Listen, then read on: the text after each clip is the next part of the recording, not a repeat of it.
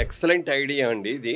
ఇంత మంచి ఆలోచన రావటం అనేది చాలా గొప్ప విషయం. ఇప్పుడు ఐస్ క్రీమ్స్‌లో గానీ, కూల్ డ్రింక్స్‌లో గానీ, బ్రావరీస్‌లో గానీ ఇవన్నీ చూస్తే ఇంపోర్టెడ్ కంపెనీలు చాలా తీసుకొచ్చి మనం ఇస్తున్నాం.